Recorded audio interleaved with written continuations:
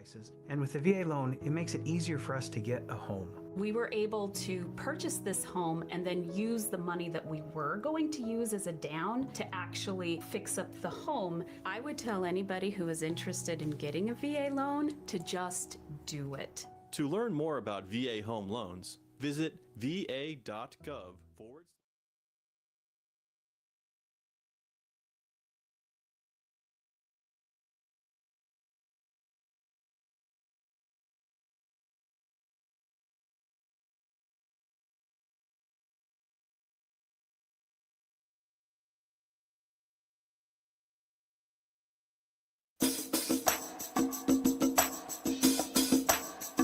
Live from the Civic Media World Headquarters in Madison, Wisconsin, it's the Todd Allbaugh Show.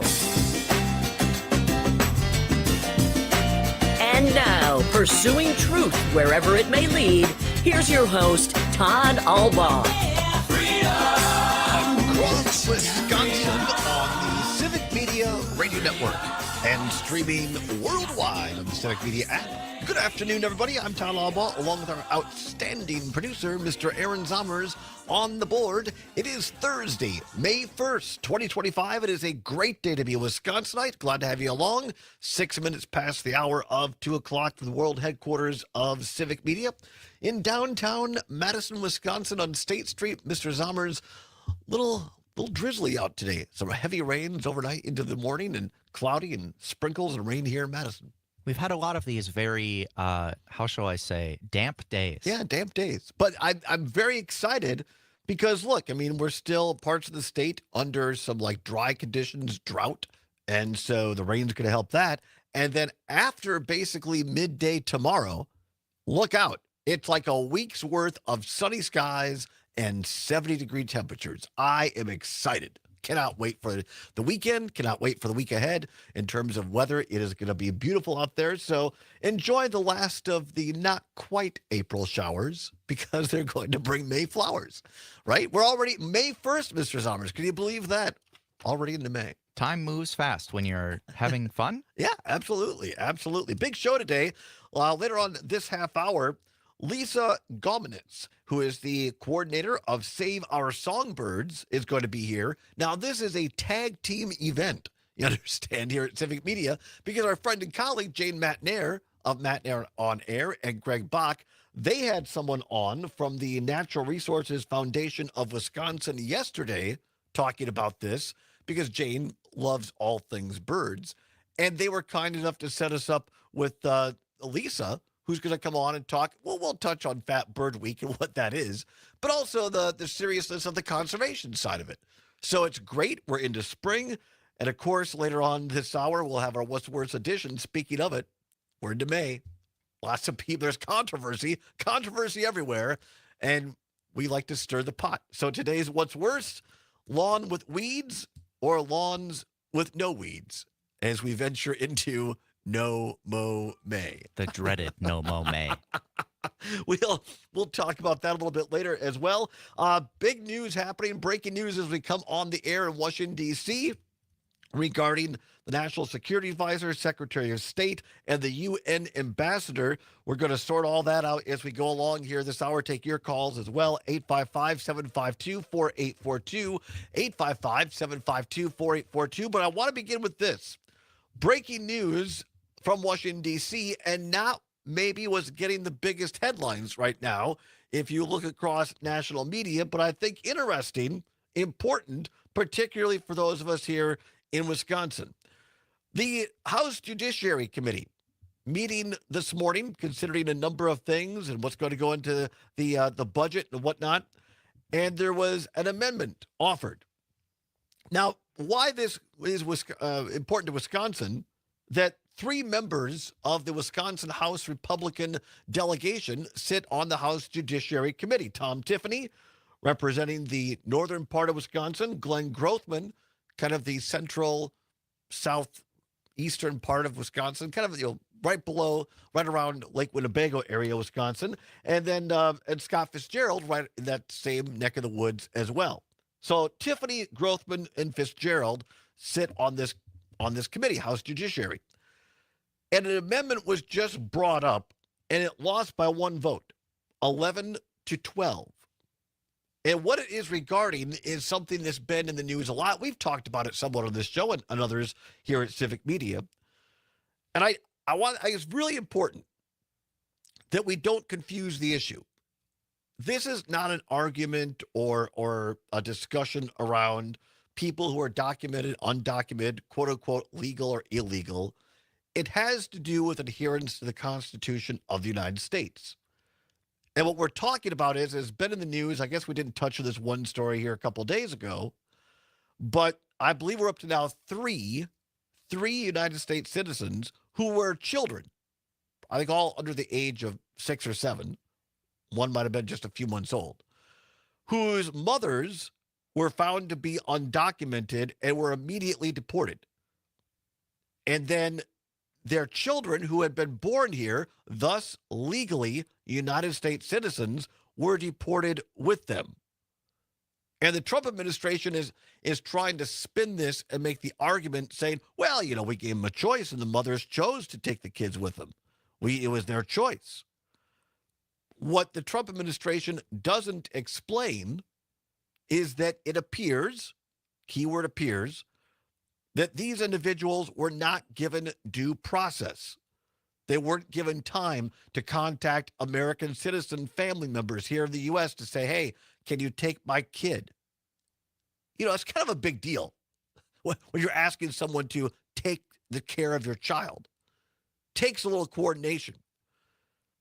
And this is a bit of an assumption reading between the lines on my part. Want to make that clear. But as someone who has handled immigration matters for a United States congressman and at one time was very well versed in the immigration law, that what appears to have happened is ICE basically said to these mothers, look, you got 30 minutes, 1 hour, you make the choice. The kid goes with you, or we'll just keep him here and put him in an orphanage or whatever. Well, what kind of a choice is that? It's not one. And again, I want to check myself here. All right, check Todd. Let's take the emotion of it out. And I do get emotional about this. I'll confess that. It's not about being fair to the mom or not fair to the mom. It's about following the law and the Constitution. And it appears, by all accounts, that these 3 American citizens, and sure, fine, they're minors, they're kids, but they are American citizens. And they were not given due process before being deported. So, moments ago, today in the House Judiciary Committee, an amendment was offered to a bill. This is raw. I want to thank our owner, CEO, Sage Wild, for bringing this to my attention just as we're going on the air. This is raw. I'm literally reading now from the House transcript. Says, my amendment is simple, and I hope it has bipartisan support. It simply states that none of the funds of this bill may be used by Immigration and Custom Enforcement, i.e. ICE, to detain or deport U.S. citizens. And it goes on to say, whether you're a Democrat or a Republican, I hope we can all agree that U.S. citizens should never be detained by ICE or any agency conducting civil immigration enforcement. They certainly should not be deported. This should not be a partisan issue. I'm about protecting the most basic constitutional rights of U.S. citizens. My Republican colleagues have loved to profess their commitment to the rule of law, and yet they remain silent as this administration tramples on the civil rights of U.S. citizens under the guise of immigration enforcement. ICE has zero authority to even detain U.S. citizens. As ICE's own policy states, quote, as a matter of law, ICE cannot assert its civil immigration enforcement authority to arrest or detain a U.S. citizen, unquote. That's directly in ICE's own policy, all right? As I step away from the transcript for a second. So in ICE's own policy, they say they cannot arrest or detain a U.S. citizen. Back to the transcript. So I ask unanimous consent, Mr. Chairman, that ICE's policy memo related to detaining U.S. citizens be placed into the record. Then it goes on there without objection. Then it says later on, back to the transcript in late January, only days after President Trump was sworn in, 3 U.S. citizens were out shopping in Milwaukee, Wisconsin. A toddler, his mother, and grandmother were detained and sent to an immigration detention center by immigration agents who questioned their immigration status just because they were speaking Spanish. Goes on from there. So again, this is really important, folks, because this isn't happening in Los Angeles or Miami or New York City, which will be bad enough. This has come right here to the state of Wisconsin. 3 folks who happen to be speaking Spanish in public are detained by ICE. And at the end of the vote, the roll call was called. Tom Tiffany and Glenn Grothman voted no on this amendment. Scott Fitzgerald, absent, did not vote. And the amendment failed 11-12.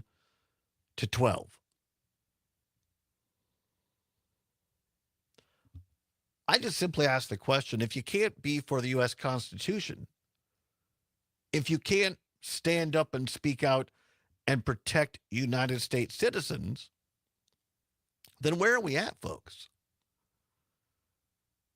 And people say, well, they were brown kids of a woman who came from X country. I think one was Guatemala, I believe. You're missing the point if that's your attitude, with all due respect. Because the point is that the kids of these moms are American citizens. They were born in the United States of America under the U.S. Constitution. They are American citizens with all the full bird privileges and rights entitled under the United States Constitution. And so if you want to classify American citizens now we get into a real dangerous, slippery slope. Because if the United States government, take Trump out of it for a second, all right?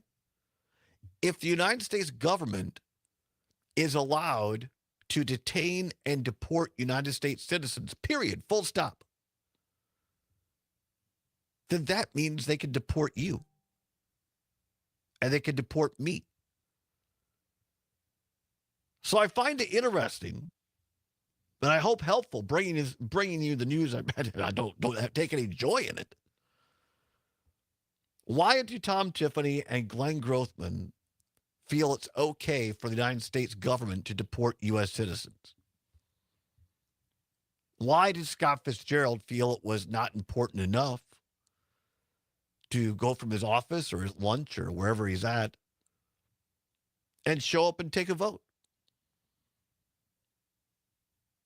These are real things, as we saw in this testimony here in the House Judiciary Committee this morning, that are affecting Wisconsin folks, our friends and neighbors. It's a sad day in America, a sad day in Wisconsin, when somebody in Milwaukee can get detained by ICE because they're speaking Spanish. It's a sad day in Wisconsin when at least 2 of our Republican House representatives vote against the Constitution and say, yeah, we're good. If you're walking down the street in Hayward or Amory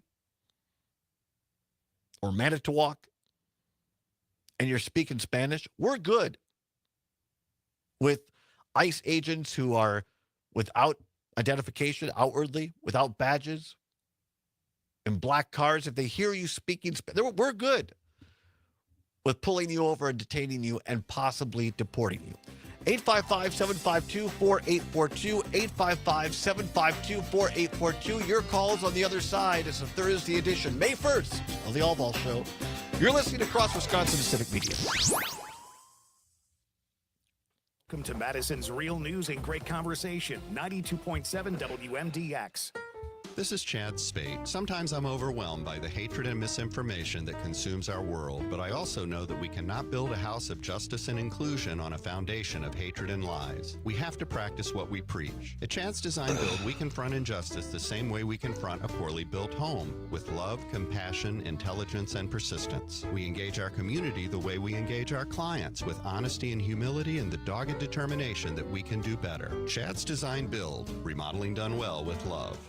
You're listening to the American Democracy Minute, keeping your government by and for the people. The federal version of the Foreign Agents Registration Act, or FARA, has been in place since 1938, but recently states are passing their own versions, nicknamed baby FARAs. What are they, and how do they relate to American democracy?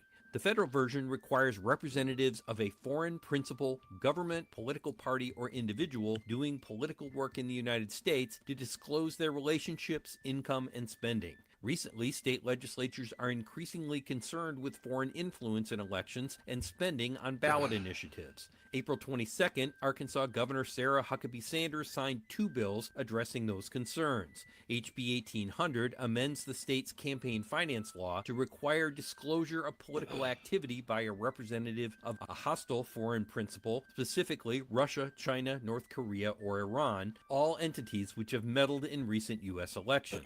HB 1837 bans foreign funding for ballot measures, similar to just Minnesota's some new thing they added with the ban. board. I'll tell you about it later. It's not. It doesn't matter right now. Tried to influence a ballot measure. Maine voters banned foreign spending in 2024. Or something in new they years, will be adding Georgia, soon, rather, I Arizona, think. Utah, Illinois, Oklahoma, Tennessee, West Virginia, California, and New York have all proposed or implemented state FARA legislation. We have links to both the federal and Arkansas statutes at American.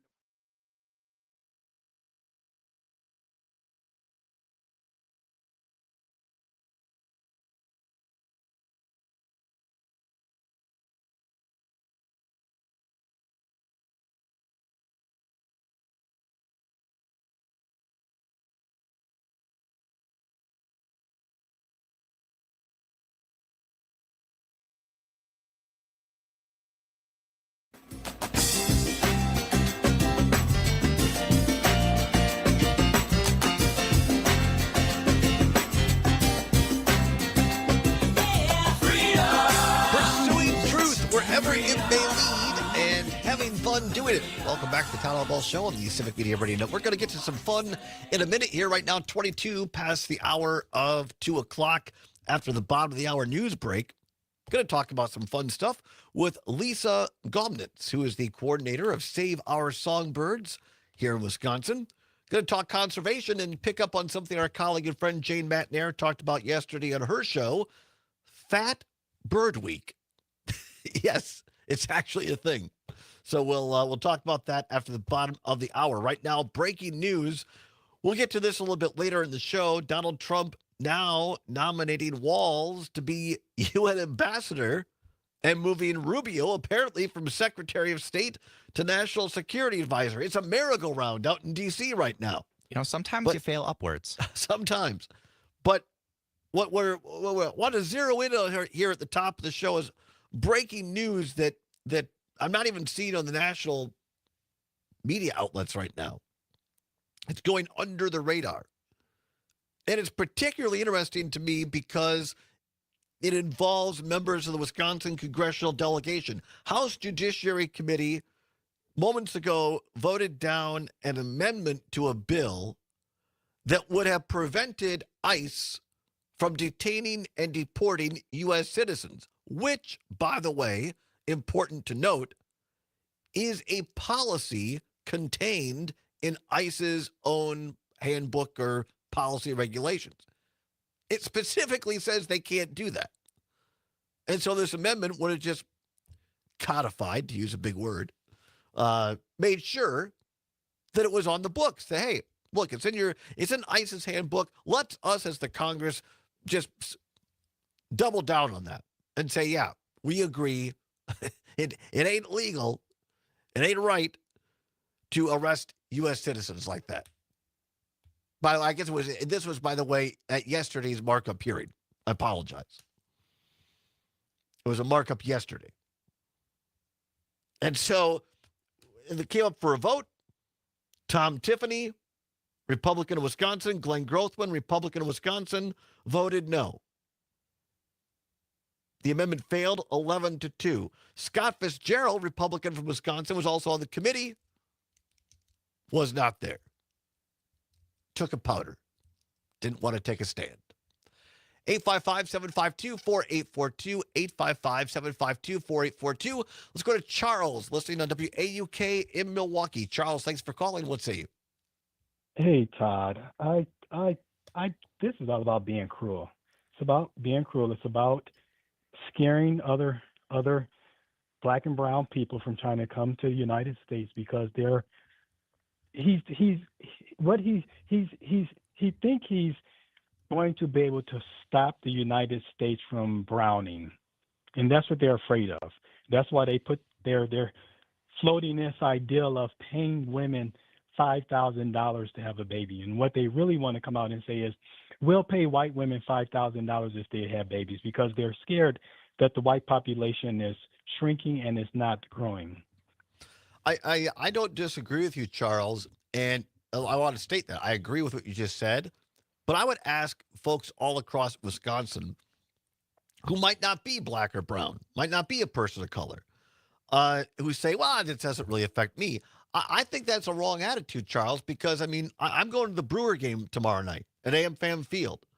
I might, I speak it poorly. I'm not fluent, but I might speak a couple of sentences in Spanish with my friends who happen to be Hispanic, Latinos. So if white people don't, like me think this ain't going to affect you in the future or couldn't affect you, I just think that's short-sighted.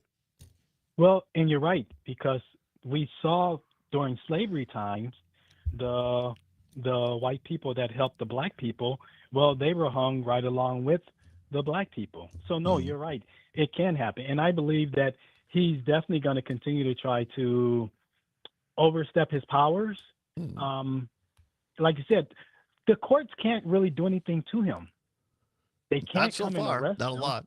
They can't kick him out of office. It's going to take the Republican Party and the Republican constituents to say, hey, enough is enough. This is not the road that we really want to go down. Right. And just make sure, I just make sure I'm clear, Charles. I totally agree with what you said. I'm not trying to take the focus away from people of color, but I'm just saying to relate it across the state, to think that only affects people of color, that's inaccurate, because once you set the bar that U.S. citizens can be deported without due process, that opens it up to everybody. So great call, Charles. Thank you so much. I appreciate it. 855-752-4842. Matt on WMDX in Madison. Matt in Middleton, if you can make it brief, please. I'm up against the clock. What do you got, Matt?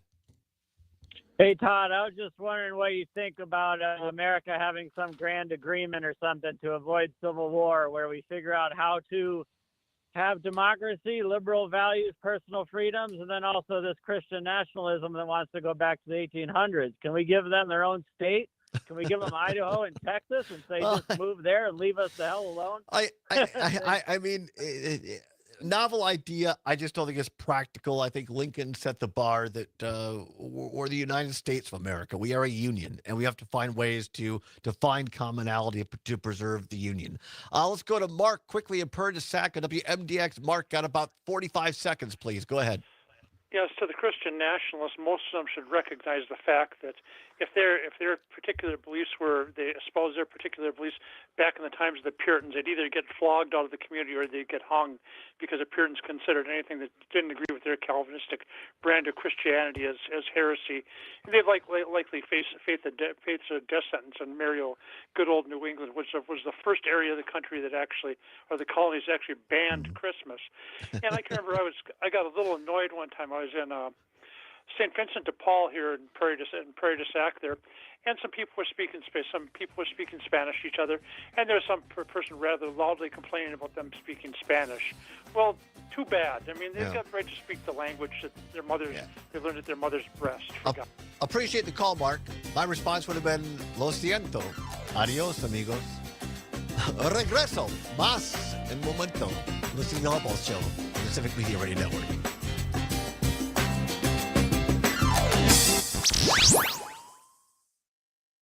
You're listening to 92.7 WMDX.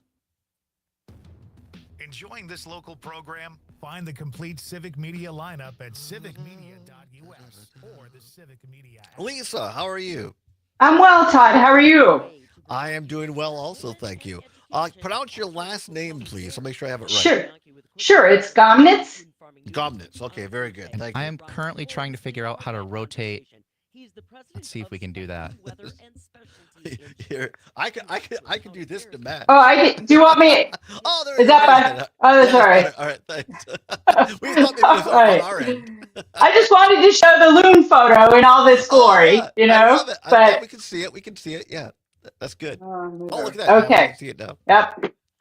So you were with Save Our Songbirds, right? Yes. All right, awesome. We'll talk a little bit about the organization. I know that Emma from Natural Resources Foundation in Wisconsin was on Jane's show yesterday. So we can talk a little bit about your organization, then we can talk about Fat Bird Week, and then we can get into kind of the conservation of it all. Okay, great. And Todd, are you talking about kind of like backyard conservation, which is a little bit what we focus on at SOS Save Our Songbirds? Okay, great. Yeah, no, I think that I always kind of like to, I heard a judge say this one time in a courtroom, put it down there where the chickens can get at it. I love that. So, that's great. That's what we like to do, and giving people some practical advice for what folks could do with their own property or what have you. So that's great. Okay. Oh, great. And Todd, how long is the segment? Just so we'll go till 50 if that's okay with you. Oh, sure. Or 49. Yeah, so 49. So it's 14 minutes, I guess. Yeah. Okay. Wonderful. Thanks again. I appreciate the opportunity. Thank you. Get control of flies with a comprehensive program built around Clarifly Larvicide and Sarbar products. To learn more about Clarifly Larvicide, contact your local feed dealer or visit centralflycontrol.com. When it's time to choose a residual herbicide for your soybeans, you need broad-spectrum weed control that lasts. Zidua Pro and Zidua SC herbicides by BASF give your crop up to 2 more weeks of residual weed control, providing 50% more control than other Group 15 residuals. The long-lasting herbicide portfolio protects your soybeans from even the toughest weeds while providing a steady growing environment for the entire season. Talk to your retailer today about adding Zidua Pro and Zidua SC herbicides to your 2025 plan. Always read and follow label directions. And Wisconsin continues to maintain its reputation for Do you have any music requests, bird-related or otherwise? Sure. If you've got some good songbirds, like dial up a Western Meadowlark. Todd, it looks like you grew up on a farm, so you're probably Western Meadowlarks. They're probably... But it's mostly true, as they say, mostly true. But I got to get our people to redo it. My grandparents were dairy farmers, so I spent a lot of time on the farm. But I always like to be honest. I grew up Burchell Center, about 12 miles away. I see. Okay. But I spent a lot of time on the farm. Yeah. And then eventually owned it for a while after they had passed away. So. Okay. Oh, great. Cooler and dreary day today, with high temperatures staying stuck to the mid-50s. Got a light breeze out of the north and more scattered showers likely, especially overnight. Waking up to some light rain tomorrow morning, it should wind down by the afternoon. And then the sunshine. I'm meteorologist Brittany Merlot. Right now, it's 51 degrees. I'm Dan Schaefer. Let's recombobulate. On April 22nd, in the Wisconsin State Senate, something happened that you don't see too often. A high-profile bill passed with overwhelming bipartisan support. The Republican-controlled chamber voted 32-1 to extend Medicaid coverage for new moms from 60 days to 12 months. Wisconsin is one of only 2 U.S. states that has not already extended this critical postpartum coverage. So with that kind of support, you'd expect the bill to pass, right? Well, Republican Assembly Speaker Robin Vos has repeatedly blocked this legislation from coming up for a vote. Several Republican state representatives have been speaking out on this, urging Vos to change his tune, but he has not yet budged. It's time for We got Vos about to 30 end seconds. this charade Thank and allow you. this bill to come up for a vote. If he's opposed, he can...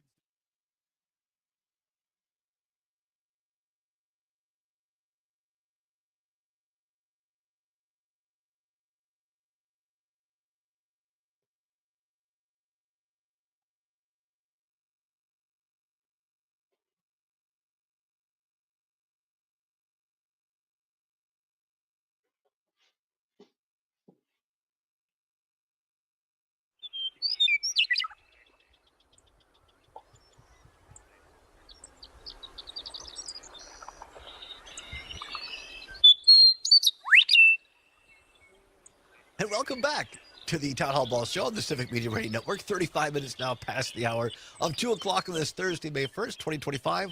We are here in a beautiful meadow. The sun is shining. A light wind right now as several red-winged blackbirds and songbirds are going overhead. Wouldn't that be lovely if that were the case? But through the magic of radio, Zommers has created that audio landscape for us. I appreciate that, Mr. Zommers.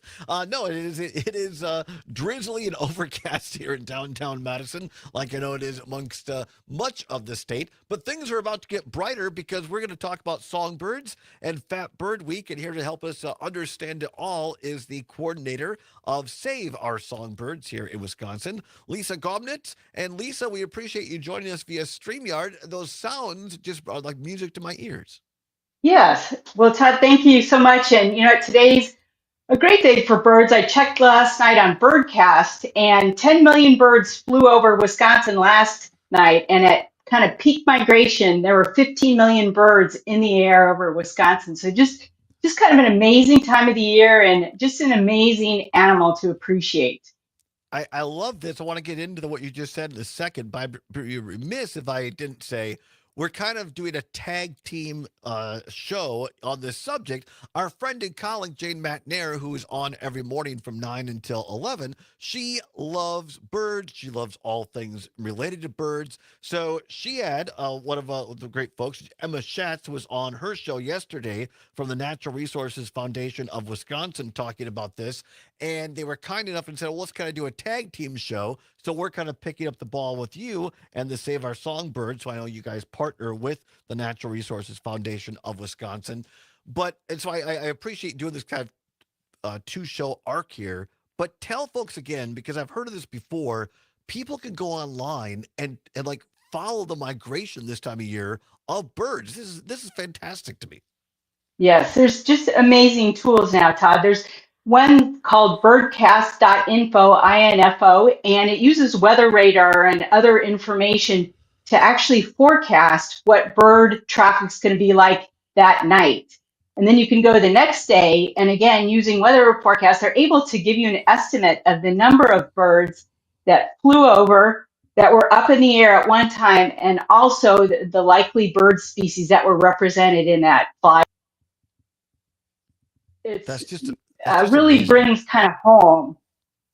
It is. Yeah. I encourage everybody to look at that tool, and then also maybe Emma and Jane talked about the Merlin bird app, which allows you to take your smartphone out and you can either take a photo or you can record a little bit of a bird, and it will tell you what species are actually singing at the time. And it's just a kind of a fascinating thing because you end up seeing a lot more birds than you probably would think, or learning that they're around and about. That's amazing. I got to download that because I was fortunate enough to know all four of my grandparents at one point in my life, and my maternal grandmother who grew up on a farm, and she could recognize just scads. We go for a walk in the woods by the river, and she'd say, well, that's this and that, knew all that. She was a huge Cardinal fan, or Baltimore Oriole, and she would know all of these songs by heart, and I know some of them, but not like she does. So that'd be cool to have an app and be able to know that. Yeah, that's a great thing. Great tool. Yeah, it really is. So talk to us a little bit, Lisa, about Fat Bird Week. I love the name. Tell us how this derived and what it is. Sure. Well, you've probably heard of Fat Bear Week, which is held in the fall, Katami National Park, and they pit brown bears that are bulking up to make it through hibernation. They've got kind of cameras on different areas where the birds come down to feed along the river, etc. So this has become super popular. A big thing, and myself and then Shelley Torkelson, who's the communications director at Natural Resources Foundation of Wisconsin, we have coffee often to talk about kind of shared communications, and we just came up with the idea of having a Fat Bird Week because bears there's a lot of attention, but think about the bears. I mean, they bulk up and then they waddle off to a den, right? And then they sleep it off for months. But here are birds. So similarly, they can double their weight, at least the long distance migrants, but they double their weight. They actually shrink some of their internal organs so they have more room for fat. And then they embark on what for short distance migrants might be a couple hundred miles to long distance, some of them over 6,000 miles to fly back. And it's just an incredible feat. Think of, they're not sleeping. And some of the birds, like a hummingbird, is every second its wings beat 60 to 80 beats a second. And for them to fly, they would need the human equivalent of about 150,000 calories per day just to get them all the way back. So just like these numbers that you're laughing, and it is, it's amazing. Or like they talk about the blackpoll warbler, which is a beautiful little warbler that is often sighted in Wisconsin as it goes up to Canada and to Alaska to nest. But that has a 72-hour minimum nonstop flight, if you can imagine that. And they said and so for a human, it's like running a 4-minute mile. I don't know if you're a runner, Todd, but I am, and I know I've never seen a 4-minute mile, but doing a 4-minute mile for 80 consecutive hours. So it's just an incredible feat. And so Fat Bird Week recognizes just these amazing feats that these birds are doing. And then kind of the second part of it is we're using a fun way to talk about a serious subject, which is these birds get here and they're pretty depleted, And so we want to make sure that when they get here, we're giving them food to eat, and that we're also reducing the hazards, particularly around our homes.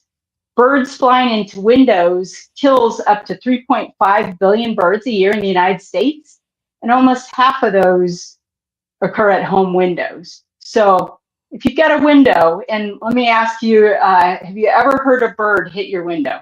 Oh, yes, absolutely. Oh, yeah. Yeah. Yes, and that scared the crap out of me. I'm just sitting boom, and it's like, what was that, Yes, and most people, whenever we give presentations, we always ask that question, and just about 90% of the hands go up. So very common occurrence. So we ask people, and most people usually know it's one window maybe, or two windows that's a problem. Birds can't see the glass, and they see reflections in the glass of like a tree or plants that might look like great habitat. So they think they're going to fly to it, and then boom, instead they hit this window. But there's lots of solutions that we can do at home to help prevent that. We're talking with Lisa Gomnitz. She is the coordinator at Save Our Songbirds here in Wisconsin, talking about conservation as a part of Fat Bird Week. And I like the fact you have something fun to bring interest to a serious topic. So all across, this show goes all across Wisconsin from one end to the other.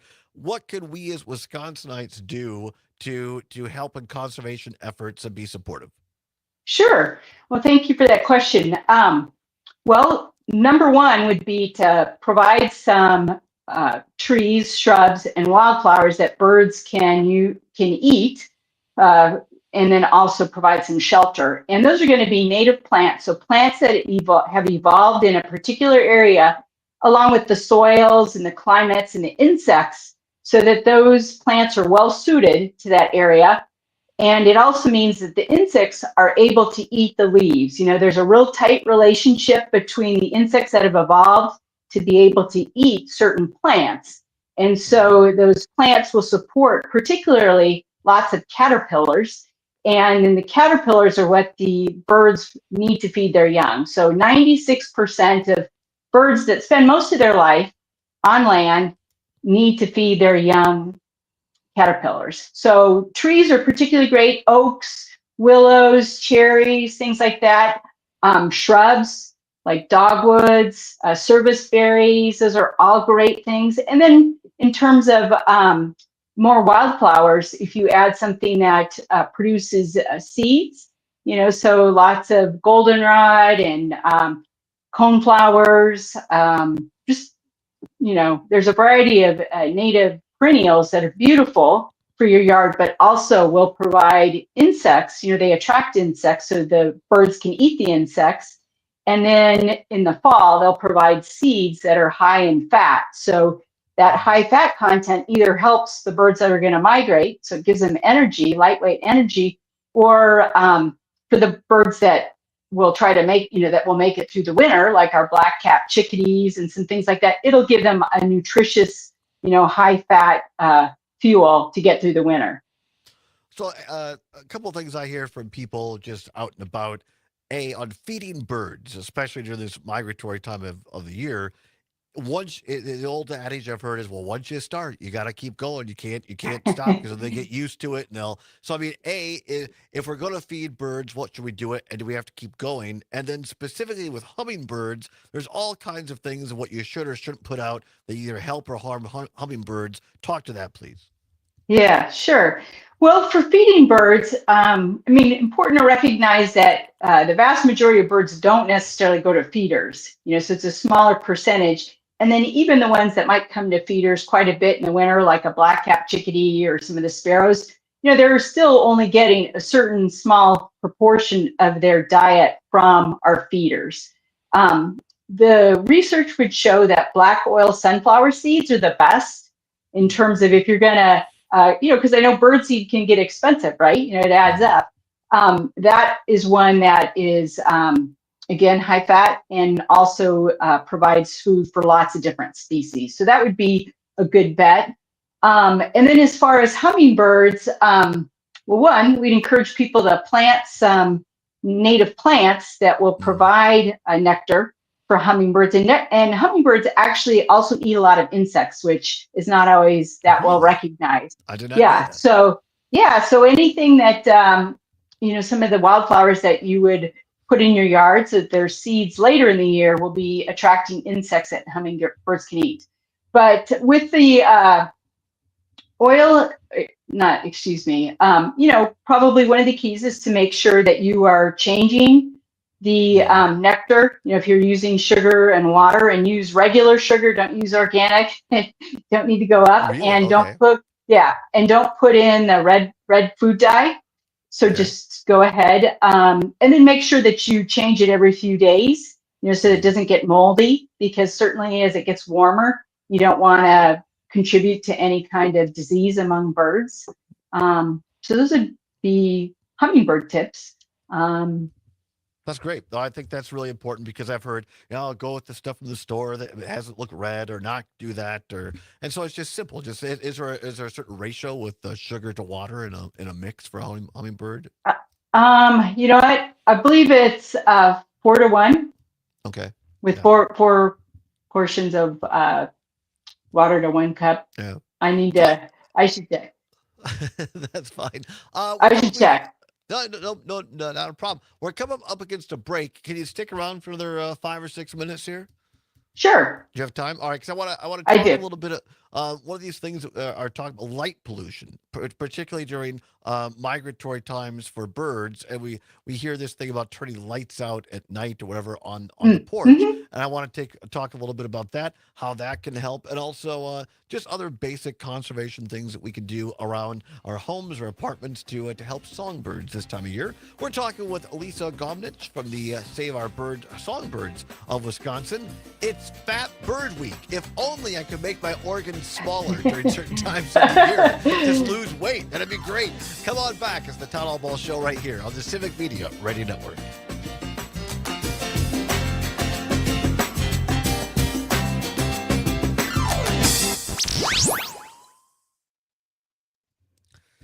That's great. I appreciate you sticking around. I just thought we should spend a little more time on the light pollution stuff and what have you. And if there's anything else, sure. Anything else? Yeah, should we circle back around to the Fat Bird Week, or will that, you said it's a companion show because people will hear? We just talked about it. I think Jane spent most of her time on the Fat Bird Week, so we were just going to spend a little bit extra time on conservation. But no, let's circle back to that. That's fine. Okay. Yeah. And if there's anything, let's spend a couple of minutes too just on talking about your organization, Save Our Songbirds. If you want to give out a website or anything like that, how people can get involved. Sure. Okay. Great. Awesome. Fantastic. Thank you. abnormal bleeding, or antiphospholipid syndrome. While taking, you may bruise more easily or take longer for bleeding to stop. A spinal injection while on Eliquis increases risk of blood clots, which may cause paralysis, the inability to move. Get medical help right away for unexpected bleeding, unusual bruising, or tingling, numbness, or muscle weakness. Medications such as aspirin products, NSAIDs, SSRIs, SNRIs, and blood thinners may increase bleeding risk. Tell your doctor about all. Great. Thanks for having that web address for both the SOS and then for Fat Bird Week on your crawl there. Appreciate Well, that's that. great. Well, Aaron is the best, so he found that. So well done. Yeah, Aaron, you're the master. Thank you so much. Appreciate For sure. seeing that. I also have the podcast description, the other links you mentioned, like the Merlin Bird app and birdcast.info. Some good stuff there. So yeah, isn't that's amazing. Yeah, those forecasts are great. So you're kind of looking on those forecasts, those maps for white. When it's white or yellow, that means there's going to be a high migration. Like the next couple of days should be pretty good for bird watching. After that, lots of different kinds of birds, etc. That's awesome. Technology. BCI Bath and Shower is made in America for the highest quality. First 50 callers save $1,500 on a never clear glass treated door. BCI Bath and Shower. Interest-free financing options. 800-329-4115. 800-329-4115. 800-329-4115. Wherever you are in Wisconsin, there's a free and confidential Aging and Disability Resource Center, ADRC. Yeah, I'm sorry I forgot the hummingbird thing. I think I was getting mixed up with the No, when you're supposed to clean bird feeders pretty frequently, and I think it's like a 9-to-1 ratio, 9 parts water, 1 part bleach. Yeah, I should have asked you before I asked. I should have cleared it before I asked him. I just thought, well, it's a question I hear a lot from people actually. Oh yeah, people love the hummingbirds, and they'll start arriving in May. In fact, I know somebody just saw one at the Arboretum. Wow. A couple of days ago, yeah. So I live kind of by Olin Park, and I'm up on the 4th floor, but I had a couple of in planters, and I had hummingbird friendly plants in the plant, and I had a pair that came all summer long. Oh wow, that's cool. Great. All right, here we go.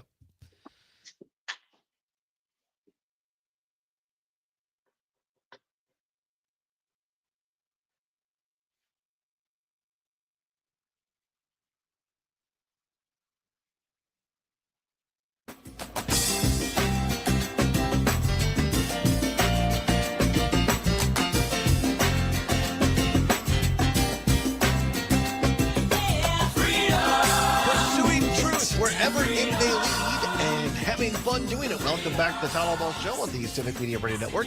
Glad to have you along here on a Thursday, the 1st of May, 2025 here. We're going to talk more in the second hour about some of the headlines going on. Also, what's worse today regarding No Mo May. We'll have a little fun with that and much more. But right now, we're talking to Lisa Gomnitz. She is the coordinator of Save Our Songbirds here in Wisconsin, talking a little bit about Fat Bird Week, picking up on a topic that was started by our friend and colleague Jane Matnair on Air every morning from 9 until 11. Jane, of course, a big fan of birds, and so are we. Now, Jane is ecstatic about it. I traveled with her last summer around Wisconsin. We were up there walking, and she was, oh, look at that one. Look at this. She genuinely loves them, and I think it's great. Lisa, before we get back into some of the stuff, want to pick lots of texts. You've brought in all kinds of texts to the show, which is fantastic. Want to read a couple of them here. Kurt, listening on WMDX in Madison, says we bought a bird feeder that holds thistle, and it's in our backyard. I have yet to see a single bird at the feeder, and it's been 1 week. Can you provide any insight as to why, Lisa? Todd, you would have to give me a tough question. Yeah, I think it takes a while to find it. And, it was interesting. Just a couple of days ago, we had maybe 2 million birds that were flying over the state. Now we were at 10 million last night. So, depending on what the weather and wind conditions are, they like the southern wind so they can get a tailwind. So, I wouldn't give up hope yet. It could be too, there are a lot more food sources, natural food sources. Like I was looking out actually at my feeder, but I also saw some insects. So, now there's insects and, it's starting to leaf out. And so, birds are able to find lots of natural foods. All right. Mark in Persac says that he has a lot of finches, goldfinches right now, house finches, chickadees, and whatnot. The Blue Jays breeze through as well. Tom in New Berlin, listening on WAUK, says the Merlin app is fantastic. And Zomers is too, our producer. He's putting all the links to these apps that Lisa mentioned in our show notes today. You can find out more about it there.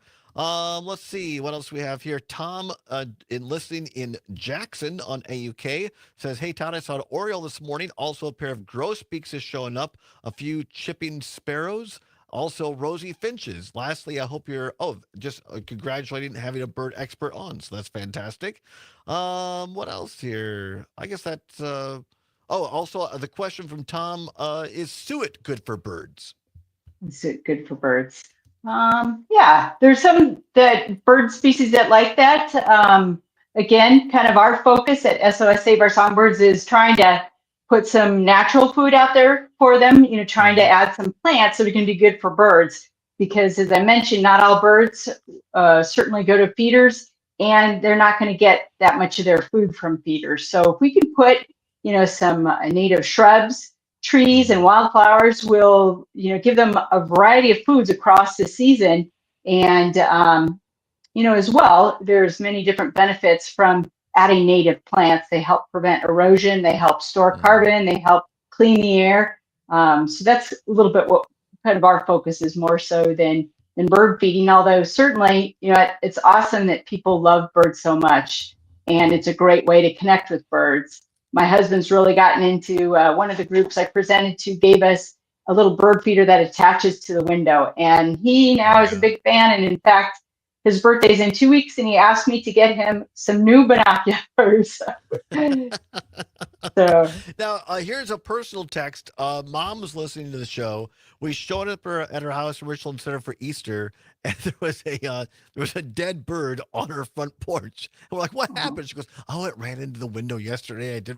I forgot to get rid of it." So now Mom is texting in and saying, "What do I do to?" You mentioned earlier there's a major problem. What can she do? What can others do to prevent birds from running into windows? Sure, and there's lots of different solutions. So one, I'd encourage going to our website, sossaveoursongbirds.org, and we've got a variety of solutions, because it's important that people find something they like, so they keep it up on their window. And generally, the solution should go on the outside of the window, because you're trying to break up the reflection. And it can be everything from, if you've got an older house, double hung windows like I've got, and you have insect screens that go on the outside, that's perfect. And there's a group called the American Bird Conservancy. They test solutions, and that's one of the best, by far one of the best. There's other things that, like one of the things that we make available at our events, and I bring to presentations, is kind of what you call dot decals. So it's something that goes on like a tape, and you press it into the outside of the glass, and then you peel back the tape, and it leaves behind a grid of dots that the birds can see. That's also very effective. There's something called an Ethiopian bird saver, which is essentially a curtain of parachute cord that goes on the outside of your window. The lengths are tied about every 4 inches across, and they kind of sway in the wind. So there's a gentleman who invented that. He sells those, and in fact, we have a kind of an arrangement with him. People could purchase them and get 15% off for the next month. We have kind of our Migratory May discounts. And he also has do-it-yourself instructions on his website. So that would be something that they could take a look at. And we also have a link to the American Bird Conservancy, where they do have a database showing all the different products and their test results. So you get something that's effective, and again, something that you like aesthetically. Got 1 minute left. I'll make sure I give you opportunity. SOS, saveoursongbirds.org is the website. Zomers has it on the screen there. We'll have it in the show notes. What have I not asked you, Lisa, or that you want to make sure that people know? So I want to put a plug in. Tomorrow is the first day of voting in the Wisconsin Fat Bird Week contest. It's going to be the dark-eyed junco and the trunco against the necklace northern cardinal. So starting at 9 o'clock, vote online. And, we'll see which one of these birds rises to the top. I think this is great. Fat Bird Week. Learn more about it at SOSSaveOurSongbirds.org. And more, Zombers has got more information at Fat Bird Week as well. Lisa, thank you very much for being here. We appreciate it. Have a wonderful spring and come back soon. Thanks so much, Todd. Have a great afternoon. All right. Thank you. Our pleasure. Come on back. Hour 2 is next. That was great, Lisa. Thank you very much for sticking around. That was a lot of fun. Oh, sure. Yeah, thank you. All right. You're welcome. Have a wonderful day. Now, do I need to do anything that says uploading recording, stay in the studio, or no? Zombers, I don't know. It shouldn't take long. I will pop you out of here, and then it should just give you the green sign that it's all uploaded in a minute or so. Yeah, it shouldn't take too long. If it does Sounds take a while, good. then don't worry about it. Yeah. Okay. Yeah, no, Thank you very much. yeah, thanks a lot. Yep, bye-bye. Will add national security advisor to his portfolio. Karen Travers, ABC News, Washington. Authorities in central Illinois say the driver of that car that ran through an after-school building in the town of Chatham may have had a medical emergency and was not under the influence of drugs or alcohol. 3 children and a teen were killed. No decision has been made on whether to file charges. Jobless claims soared last week, reflecting recent cutbacks and economic uncertainty. 18,000 more Americans filing for first-time unemployment benefits than the week before. This is ABC News. ABC News. Local radio for you and your community. It's Civic Media's mission with stations across Wisconsin. Find your favorites at civicmedia.us. Dives into a whirlwind From the of topics. WMDX newsroom, From political I'm Terry chaos, Barr. really? The visa status for more Chaos? than 2 dozen UW-Madison students This is, and for those alumni watching the stream, is I'm reading you restored. Campus the officials say they AI are all being summary returned of to hour active 1. status. This means they're able to continue their studies or post-grad training. Chancellor Jennifer Newkin says she's relieved and grateful for the reversal, calling the situation troubling and creating fear and How nice harm. is it to hear The Trump Terry Barr, by the administration way, is doing the not news? providing a reason for the initial visa It's always great. terminations, which impacted Also, students on campuses all around the country. Lisa, you A should total of still be able to hear 27 us. international If it's students not and alumni if it's with not giving you visas any through the indication that it's Federal uploaded, Student then feel free Visitor and to Exchange head out Program because I had would their think it status would be done by terminated now. earlier this month in Madison. Meantime, there are more Trump administration cuts which could impact literacy, healthcare, and other vital programs it all says it's throughout the done, so state. we are good. Lisa All Hale right. reports. Yep. Okay. Cuts She had it. to AmeriCorps by the U.S. Department of Government Efficiency, or DOGE, means dozens of projects throughout Wisconsin will be stopped, and over 400 AmeriCorps members who have been working in the state on issues like literacy, homelessness, and health care are out of a job. Wisconsin Governor Tony Evers said in a news release Tuesday that Wisconsin will join a multi-state lawsuit challenging those cuts. AmeriCorps The paracord is a really good idea. I never thought about that, but yeah, and really easy to do yourself. Basically, just cut a bunch of paracord. AmeriCorps programs will be felt immediately and over the coming months by thousands of Wisconsin residents. And state health officials are showing the impact federal budget cuts could have on Medicaid recipients. State Medicaid Director Bill Hanna says any cuts would change who is eligible, and then hospitals, along with other healthcare consumers, would have to pick up the costs. I'm Terry Barr for WMDX News. The Brewers win again. Hi, I'm Mike Clemens with sports. Baseball, the Brewers The with nice a thing about 6-4 those victory and over the White decals Sox is in that Chicago last night. you But can an do that in injury, an apartment. Isaac Collins filling in for Bryce Terang at second base, beamed by a 95-mile-an-hour fastball, hitting his right elbow in the second inning. Eventually, he was pulled from the game. Manager Pat Murphy. Yeah, it's a contusion. The x-rays were negative. He's going to be sore. His first game at second base in a while. So that's forced because of Terang's illness. So will Terang be back tomorrow? You just never can tell. NBA, the Bucks season over. Head coach Doc Rivers asked why does he believe Giannis Antetokounmpo had an MVP type of season. What I'm most proud of is he has turned into a leader. Last year, he wasn't a very vocal guy. Everyone told me he was not a vocal guy. We leaned on him to do that. I couldn't be more proud of a player. Getting outside of your box is very difficult to do, and Giannis did that for me. That's the Bucks Doc Rivers with Sports. I'm Mike Clemens. Your news, conversations, and a whole lot of fun. It's all on your local Civic Media radio station or the Civic Media app. I'm meteorologist Mace Michaels. Cloudy sky tonight with passing showers and lows in the mid-40s. And the clouds continue for tomorrow, still a chance of rain. Highs in the upper 50s. But warming up through the 60s this weekend. It'll stay dry with lots of sunshine. Currently 51 degrees. The Maggie Dawn Show. Wisconsin Congresswoman Gwen Moore. Bring these people back. We got 125 school buildings that need lead abatement. We have 2,500 cases of lead poisoning in our community every year. It's very serious. This would hardly be regarded as waste, fraud, and abuse since kids cannot go to school in these buildings that are not remediated. The Maggie Dawn Show. Weekday afternoons 4 until 6 on your local Civic Media radio station and on the app. Nightlight with Pete Schwaba. Mike Strelo, anchorman at CBS 58 in Milwaukee. We have a new friendship now. I feel like I've known you longer, probably because of the Marinette connection, but you have a face people can trust.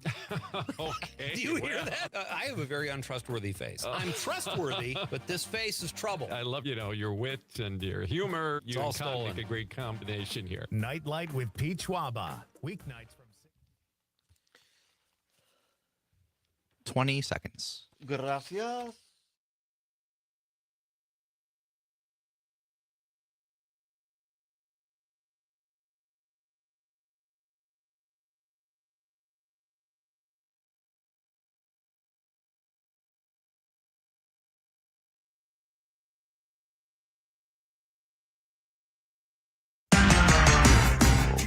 Live from the Civic Media World Headquarters in Madison, Wisconsin, it's the Todd Allbaugh Show.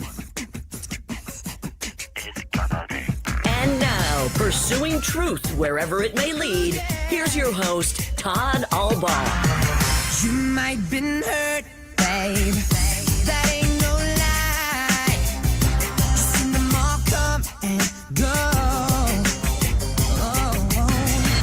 Remember you told me that it made you believe in no man, no cry. Maybe that's right. Every little thing I do. Welcome back to the Allbaugh Show across Wisconsin of the Civic Media Radio Network. What is it? It's going to be May. It is May now. That was fantastic. I forgot we did that last year. Many thanks to Terry Barr for always.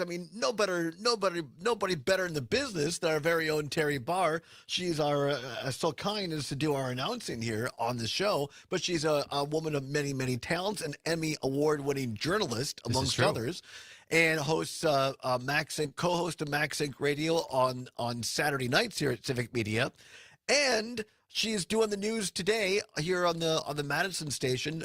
Just a great anchor, great news person. And then she does that goofy thing for us just out of pity. Well, I edited that, but oh, did you? But she did the announcing for her voice, yeah.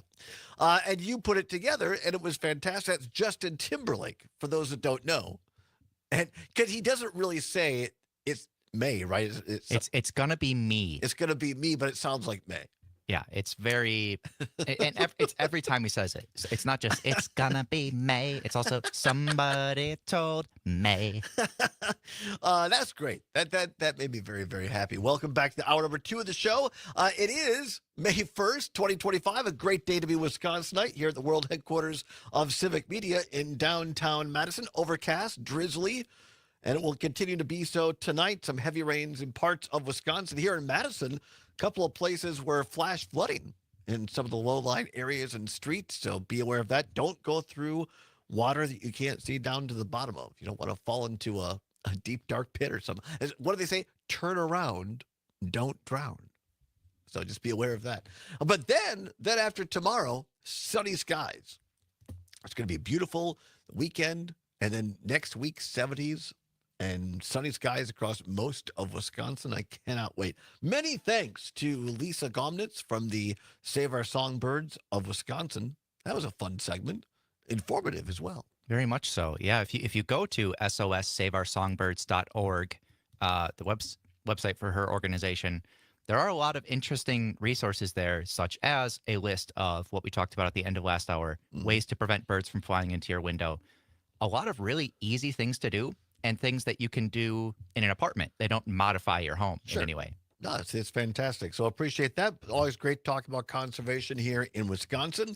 It is May Day, not just here, but everywhere, of course. There's an interesting little factoid for you. May Day, an ancient spring festival in the Northern Hemisphere, I did not know this, is an astronomy holiday. It's one of the year's 4 cross-quarter days.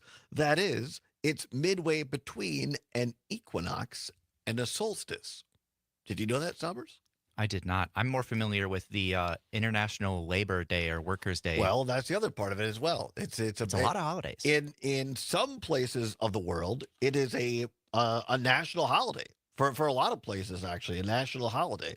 So for labor, this is a big deal. I know here in Madison, our very own Catherine Lake is covering some of the high school kids here. We're doing a kind of a protest type of demonstration and marching up to the Capitol here. So in honor of organized labor and just democracy in the United States writ large, as they say. So lots of cool things happening to think about labor, think about working people in America, working people in the state of Wisconsin. So however you are celebrating today. Now, I've said this before on May Day. When I was a kid, back when I was a kid, we had oil lamps.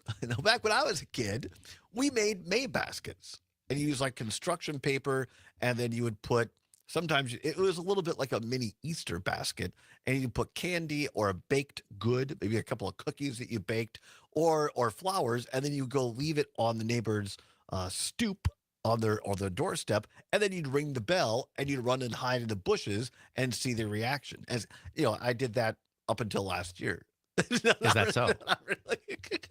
Can you imagine a grown man going around ringing doorbells and putting baskets on people? I'd be in a sanitarium, for goodness sake. As long as you hide very poorly and they can clearly see you and you're just giggling behind. Well, even then, in today's I'm just world, saying that would be funny. Well, it'd be funny, but I might get shot.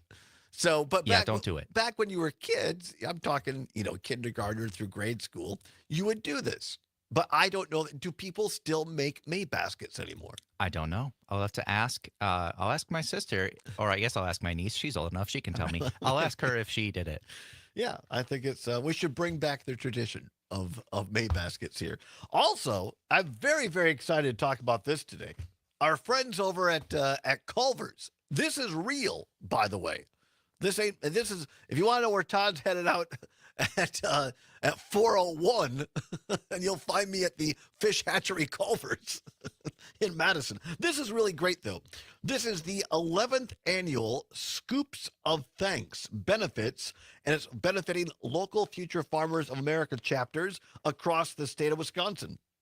It says today Culver's is inviting guests to make a difference, one scoop at a time, the 11th annual Scoops of Thanks Day, in exchange for, get this, for $1, $1, $1. What can you get for $1 anymore? Well, I'll tell you. In exchange for a $1 donation, guests can enjoy one scoop of fresh frozen custard and 100% of the proceeds benefiting local FFA chapters.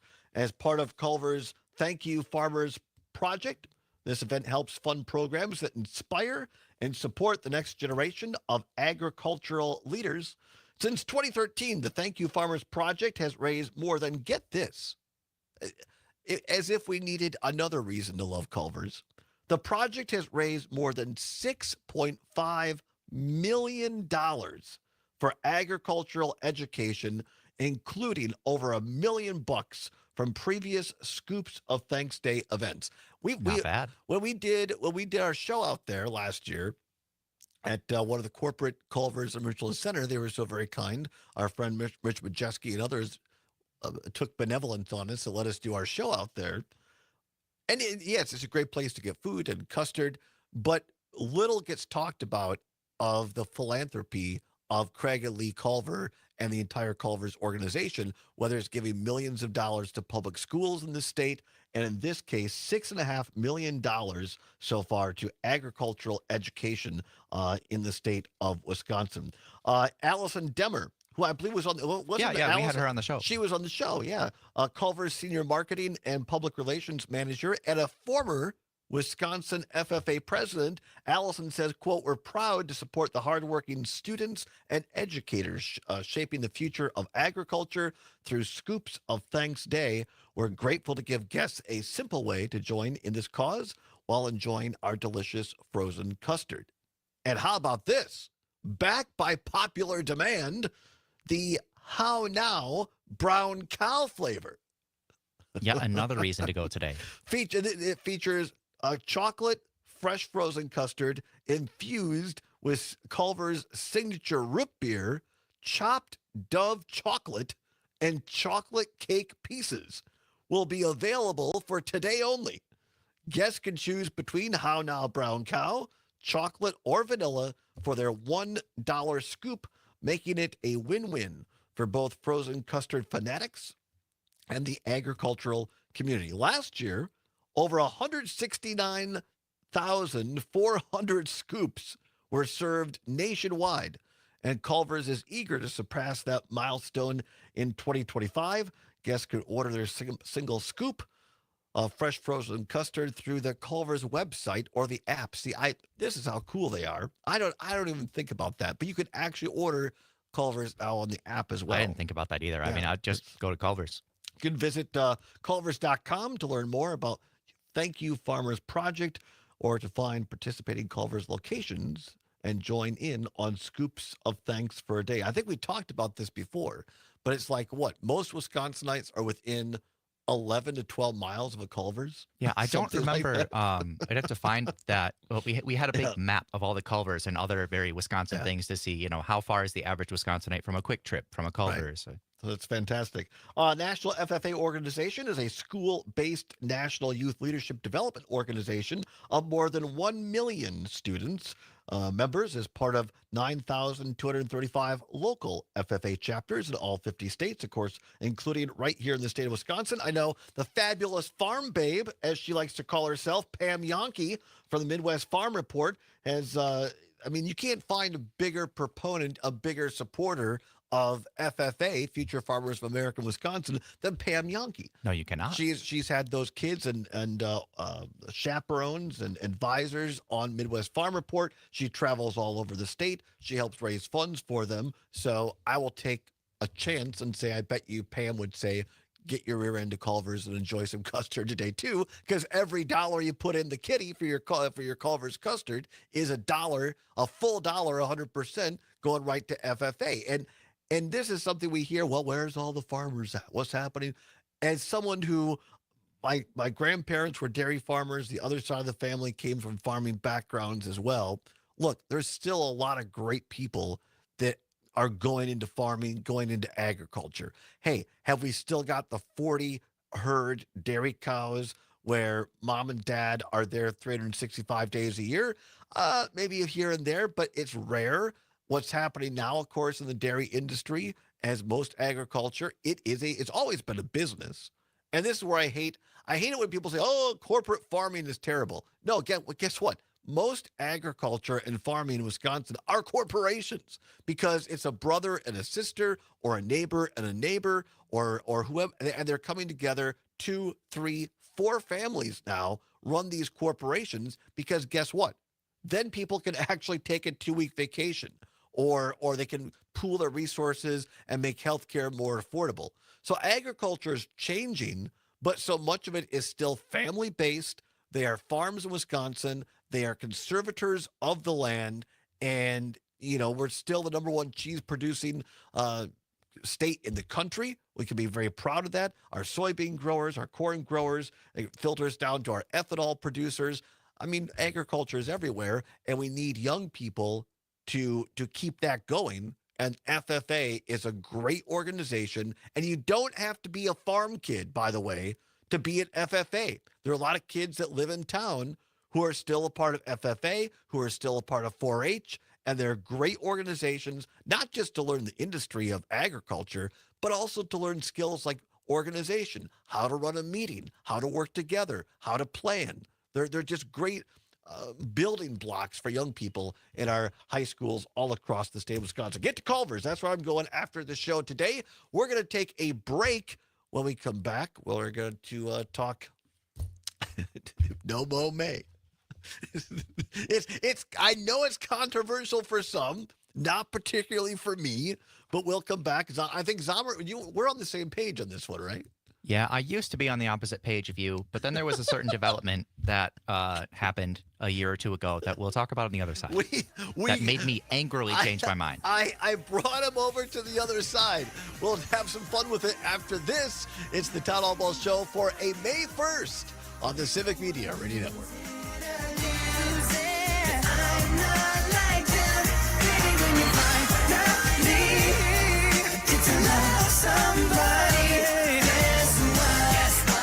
May. That just makes me happy. Just the edited version, chop it out. Hi, Gordy Kopke here. When I first invited folks to my farm 40 years ago, I could never have dreamed that would become the area's largest greenhouse. That's such a great open. I almost want to change it to our theme to that. Customer service, we have received the People's Choice Award as Madison area's best greenhouse. Located 2 miles east of Oregon in the beautiful town of Dunn, I invite you out to see why we are not only the area's largest greenhouse, but also the best.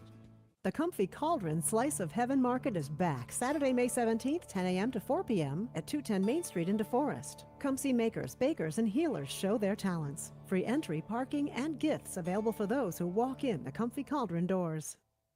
32 flavors? No artificial flavors or colors? How do I choose? Easy. Order one, then come back 31 more times.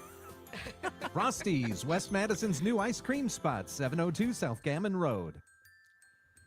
When you're having computer problems, you need a company you trust to get things working again, quickly and affordably. Madison Computer Works has been doing that for business and residential customers for decades. Our computer care plans take away the hassle of being without your computer or needing to bring it in for repair. Starting at only $10 a month, our local and friendly techs provide remote help and can fix most problems in just minutes. Call 608-231-8000 and sign up today. Madison Computer Works, computers that work for you.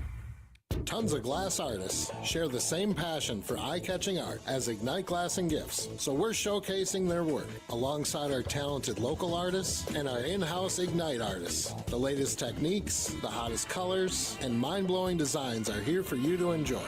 Madison's favorite for glass, gifts, and vape, Ignite Glass and Gifts, Monona Drive, Williamson Street, and O'Dana Road, plus IgniteGlassandGifts.com. Do your eyes a favor and see this stuff.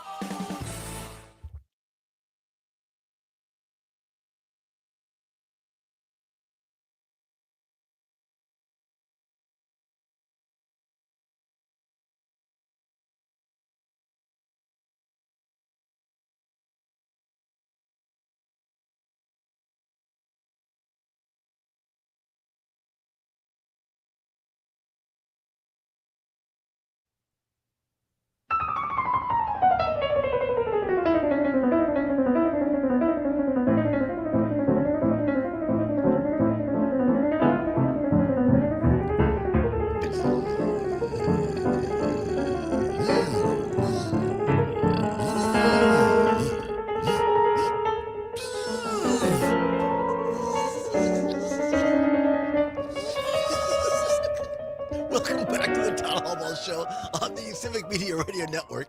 It's 23 minutes now past the hour of 3 o'clock. Great song choice, Summers. Well done. Yes, it's May. It's not going to be May. It's May. Here we are on May Day 2025. Glad to have you along. Let's get right into it. Here we go. Time once again for What's Worse. Let's do it. This or that, this or that. And of course, the choice is yours. You can get with this, or you can get with that. Once again for What's Worse. No prize money involved, nothing to give away, but it is your chance to be heard across all 11 news, sports, talk, radio stations in the Civic Media Radio Network across the state of Wisconsin. No better way to have your merchandise, your business heard than across Civic Media. Contact us at civicmedia.us, civicmedia.us to find out how you can have your business advertised with us here on Civic Media. We'd be glad to have you as a partner here on the old station. Brewers are off tonight. No, pardon me. They're actually going on probably right now. The Brewers broadcast the last game. They beat the White Sox last night. And so finishing up here on May 1st, they're on stations in Richland Center, Oshkosh, Racine, Kenosha, Park Falls, and Hayward. And then tomorrow they are home against the Cubs.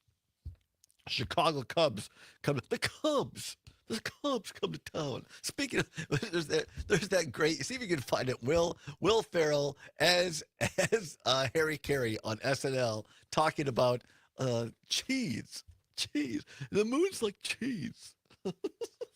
It's one of my all-time favorite Will Ferrell impersonations. Anyway, the Cubs are coming to town on Friday. I'm going to be there Friday, and then the Cubs stay in town all weekend. A big series, as I think last check, the Brewers were 3 games behind the Cubs in the NL Central. So Mike Clemens, a great sports reporter, will be all over that. Anyway, time now for what's worse. Timely indeed. Lots of people. No mow May. Should you leave your lawn go all month of May to quote unquote help insects and birds, or should you mow it? Our rendition is what's worse, lawn with weeds or lawn with no weeds? Lawn with weeds or lawn with no weeds? 855-752-4842. 855-752-4842. One of our great engineers, Casper from the Knock, reports bad news. Brewers down 8-0 in the 8th. Well, all right. Hopefully they get back on track tomorrow night against the Cubs. But thank you for the update there, Casper. What's worse, lawn with weeds or lawn with no weeds? 855-752-4842. 855-752-4842. Or you can text us on the Civic Media app on your Apple or Android device. You know where I'm at on this, Sommers. This the whole no, because I have not been a proponent of no mow May. You were when we first started working together, and then we did some research. And I think, didn't we have somebody on the show one year that talked about this? I think so. I don't remember for sure. And what we found out scientifically, it is not particularly helpful to all these insects and whatever to have a no mow May, because they make their houses and they get used to it. And then come June 1st, the John Deere, the Steel, whatever, the lawnmower comes through and it's all over. Yeah, if you can have native plants in a garden by your house, excellent. That's amazing. That's great for bees. That's great for the local ecology, conservation, for birds, for everything. If you let your lawn get out of hand and then just destroy it, yeah, you're, like you said, you're destroying any homes made there. I went to Lawrence University in Appleton, amazing school. My one thing I really don't like is that they did a citizen science study in Appleton about no mow May, saying that it was good and helped anything. Then they had to retract it because they screwed it up horrifically. They retracted the whole thing. They retracted the whole thing. But give them credit. At least they said, hey, we messed up on this. Yes, that's true. That's true. Better than just leaving it out there. And this is exactly the point you made is spot on, Sommers. I'm all for, because we just had Lisa on, right, from Save Our Songbirds. I love conservation. And speaking of great partner, how about Kopke's Greenhouse down there in Oregon? I know Mathers has already been down there. I hope we get to do another show down there later this month. That would be great. And you go down there and see Gordy Kopke, one of the fine sponsors here at Civic Media, because they have native plants. You understand? And so if you want to help bees, pollinators, birds, and whatnot, go to Kopke's or a local greenhouse near you and pick yourself out some native plants, some cone flowers, some, flowers, grasses, native grasses. So if you want, people think, oh, if I just let the lawn go, basically let the weeds grow, oh, I'm being native. I'm being naturalistic. No, you're being lazy. All right? Planting, here's what you do, and talk to farmer. My former boss, Dale Schultz, has done this on his farm. It's a lot of work because the first step basically is digging up or destroying all the weeds and the grasses that are not native. And then you have to go in and plant either by seed, or if you're in a lawn, you can get pots of native grasses and you plant that. And then, like, go down to Monona Terrace down here on top of the Monona Terrace. They have all kinds of great local native grasses. And then you let that grow. That's what it is, having a natural lawn. If you just don't mow it, you're just saying, oh, I don't want to mow. And then you get thistles and you get goldenrods, you get all this crap. A, it's terrible for people with allergies. B, it really isn't particularly helpful for plants or whatnot, or for pollinators. And then if you're going to mow it in June anyway, it's just a bad idea. So good intent, no mow May, unless it's executed properly, ain't going to work. One of our callers at MDX, lawn with weeds is worse. It's easier to care for it if you just take care of it, yeah. And it looks nicer, too, by the way. All right, come back. More on this. We'll ask Somers his take. Don't go anywhere. It's the Todd Allbaugh Show on the Civic Media Radio Network.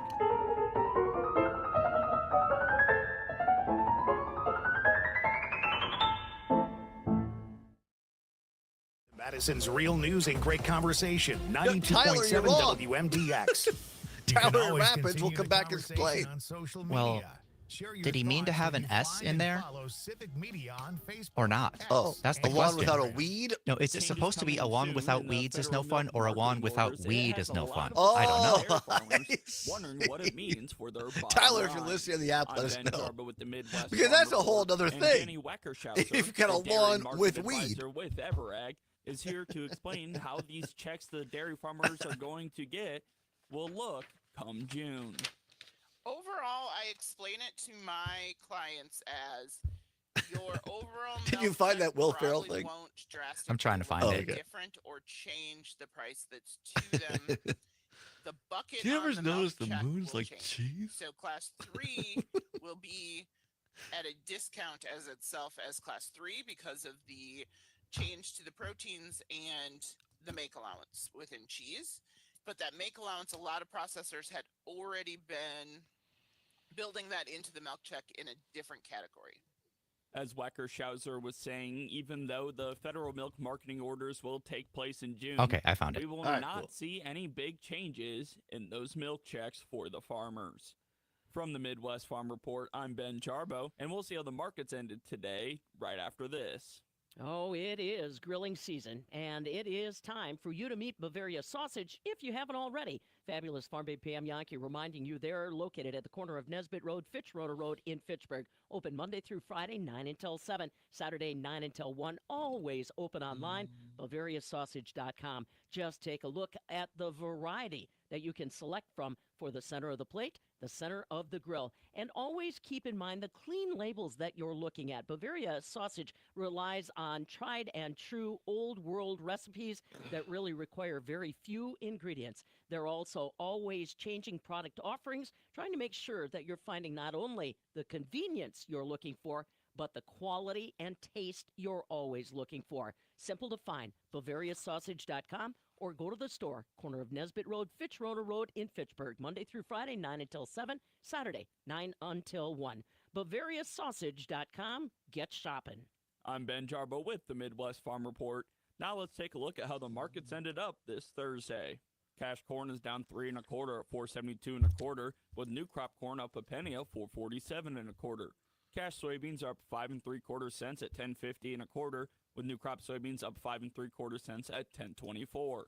July wheat is moving a quarter higher at 5.31, and Class 3 milk is continuing that upward trend, with June contracts up 38 cents at 17.75 a hundredweight, and July contracts up 36 cents at 18.13 a hundredweight. Barrels of cheese are showing gains of 3.5 cents at 173 1/2, with 40-pound blocks up 2.5 cents at 175 1/2, and butter is up 1.5 cents at 2.31.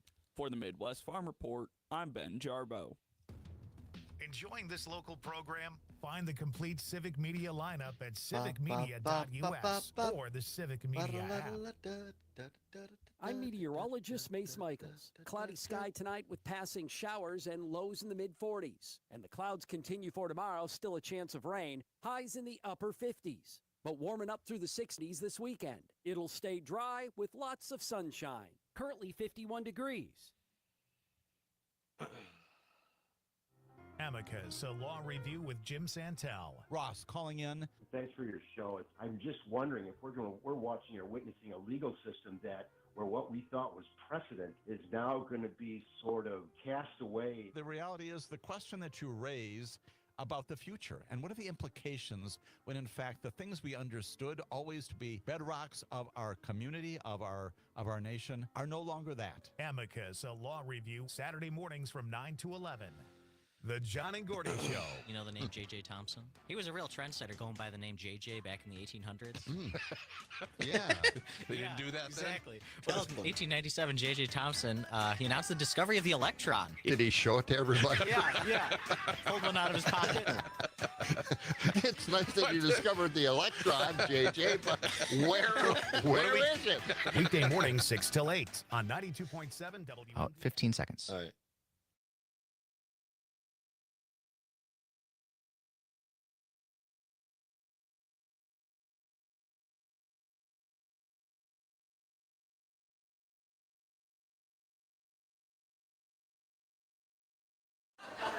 Hi, now, kid, we all know that the moon is not made of green cheese.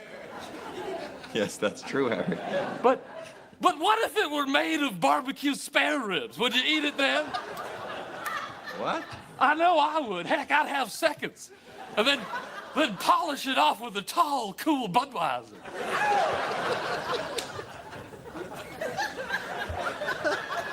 I would do it. Yeah. That's the incomparable Will Ferrell on Saturday Night Live from years and years ago, doing his impersonation of the late, great Harry Carey, the longtime voice of the Chicago Cubs. I mean, it's just, and to see he has the big black oversized glasses, the frizzy hair standing straight up. Yeah, he was, and they met a couple of times when Harry Carey was still alive, and Ferrell did it in front of Carey, and he thought it was hilarious. It was just really, really good. Brewers take on the Chicago Cubs, the aforementioned Cubs, in a 3-game series starting tomorrow night. 6:35 broadcast time from AmFam Field in Richland Center, Oshkosh, Kenosha, Racine, Park Falls, and now Hayward. Hopefully the Brewers can recover. They're down 8-0 right now on those same stations. On the other side of Chicago, they're at the White Sox right now. Anyway, let's finish up here doing what's worse in this start of May. What's worse, lawn with weeds or lawn with no weeds? 855-752-4842, 855-752-4842.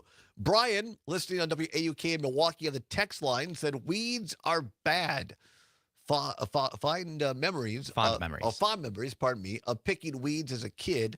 At least the lawn looked fabulous. So I remember that, having to take, like, I think she still has it. Mom still had like one of those lawn tools that look like a little fork almost at the end of it.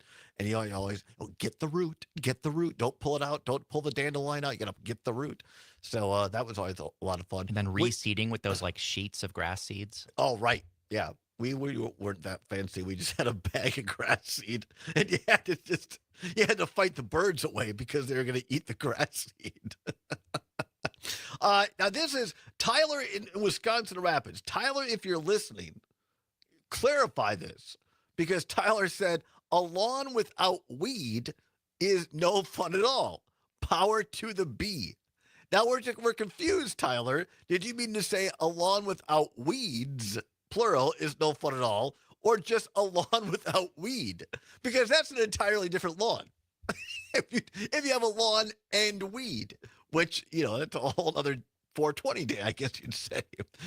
New listener on WMDX, we appreciate you calling in or texting in here in Madison, saying a lawn with weeds, I guess, is worse. Says it's easier to care for the lawn. Thank you very much for calling and playing along with that. What else do we have here? 855-752-4842. Let's go to John in Leeds. John, what's worse, lawn with weeds or lawn with no weeds? I fucking hate weeds. All right, let's move right along there. Keep it clean, as they say. Let's take another call, which is fantastic.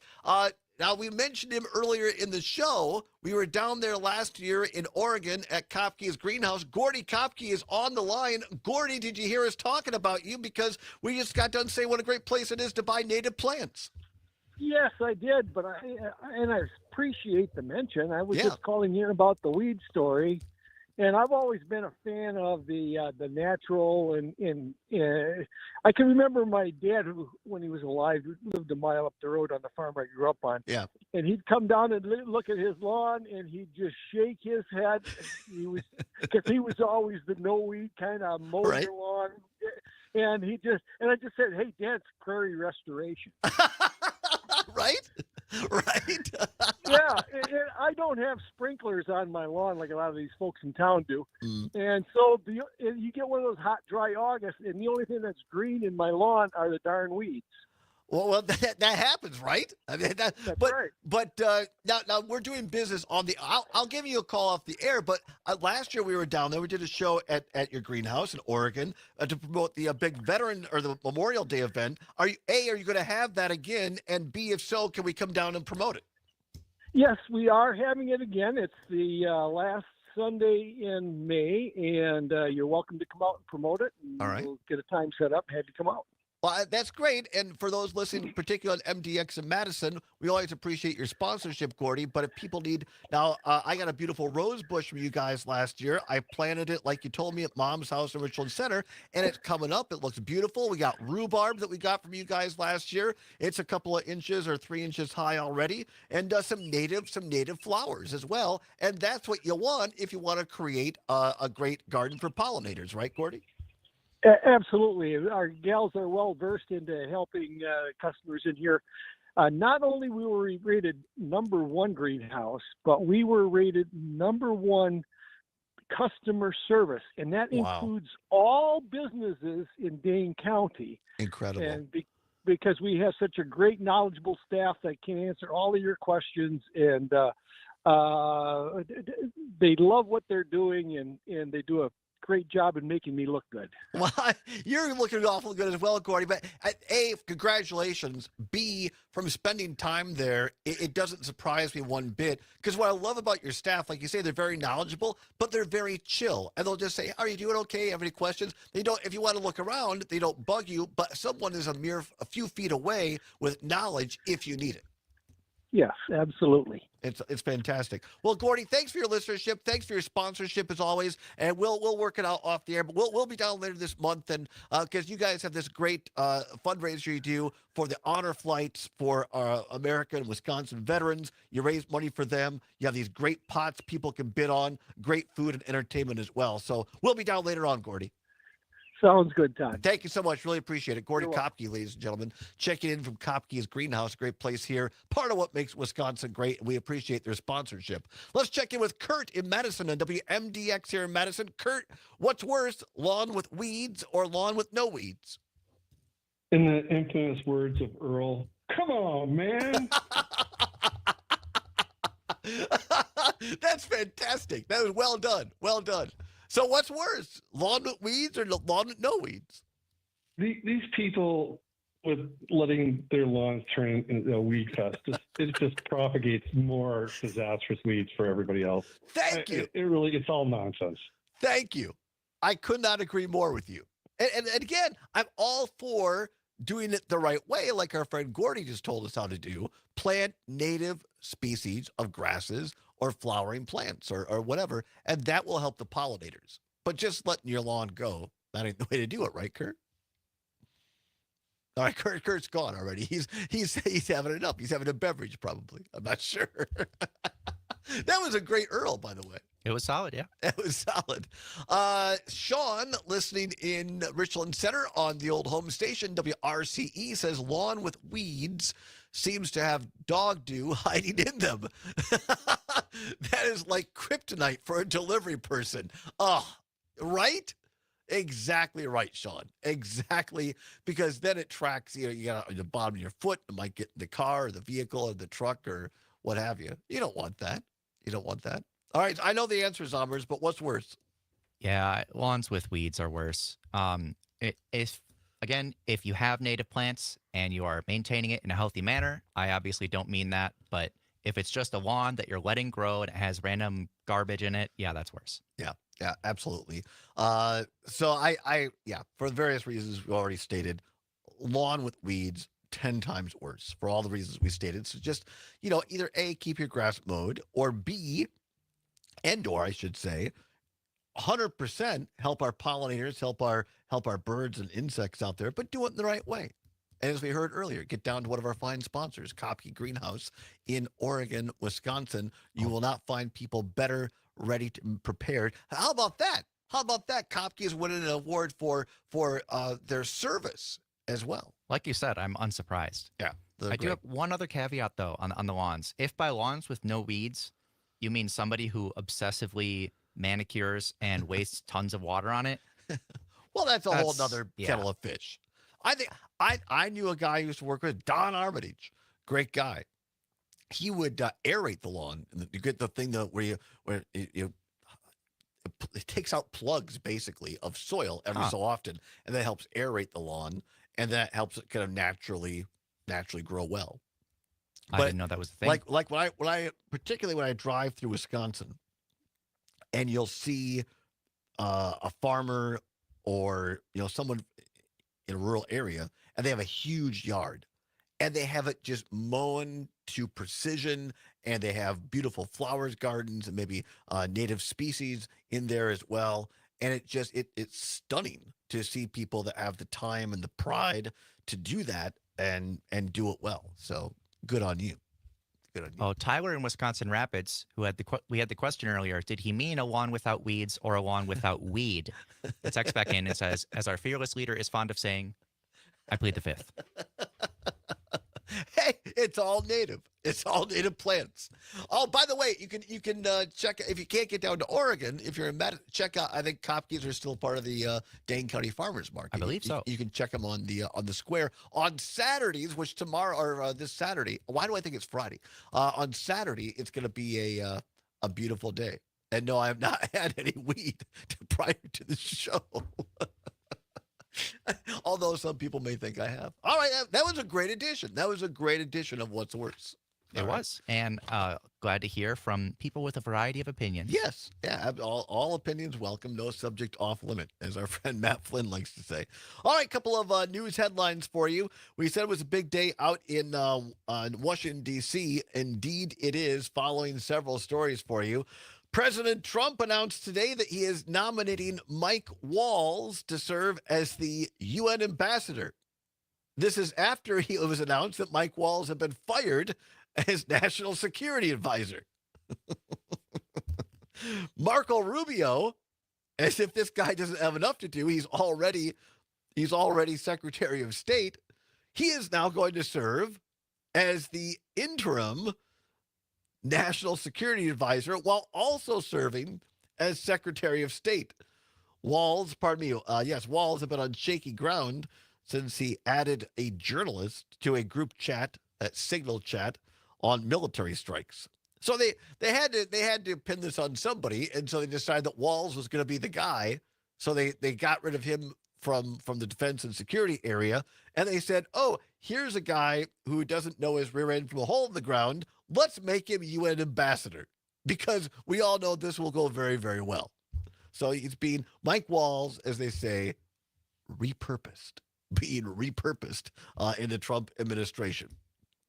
855-752-4842, 855-752-4842, if you want to chime in on the news of the day.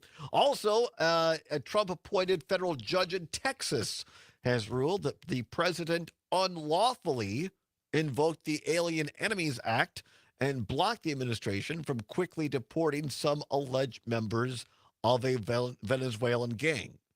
So we're seeing these multiple rulings come down. This one, a Texas judge ruled this today, apparently, on the Venezuelan gangs. U.S. Judge Fernando Rodriguez of the Southern District of Texas said Trump had unlawfully invoked the sweeping 18th century wartime authority to speed up some deportations.